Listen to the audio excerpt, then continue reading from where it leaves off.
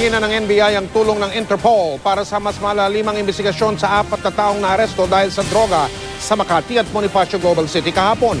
Ang dalawa sa mga sospek ay na-inquest na. Nakatutok si Lia Manialac del Castillo. Sumailalim na sa inquest proceedings kanina sa DOJ ang Canadian national na si James Clayton Riach. Isa sa 2 naaresto kahapon ng NBI matapos ang raid sa high-end condo na Gramercy Residences sa Makati. Nakatakip ang mukha ni Riach at tumangging magsalita sa kamera.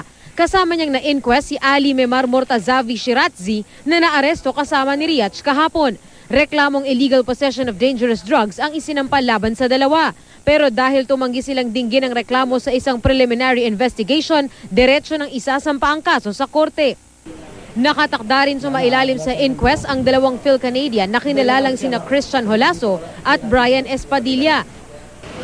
Nahuli naman ang 2 kahapon sa isa ring exclusive condo na Lux Residences sa Bonifacio Global City, kung saan nakuha ang hindi raw bababa sa 100 milyong piso ng shabu, cocaine at ecstasy. Inatasan na rin ni Justice Secretary Laila De Lima ang NBI na kunin ang travel records ng Phil-Canadian na si Barry Espadilla. Nagtataka ang NBI kung paanong nakalusot sa entry point ng bansa ito, gayong may kaso siya sa ibang bansa. Sa internet, ma'am, makita mo doon yung pag pinindot mo doon, makita mo agad yung mga pangalan nila doon.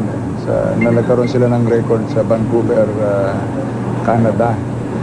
Yun namang isa, Filipino-Canadian siya. In fact, na-deport na papunta dito sa atin before.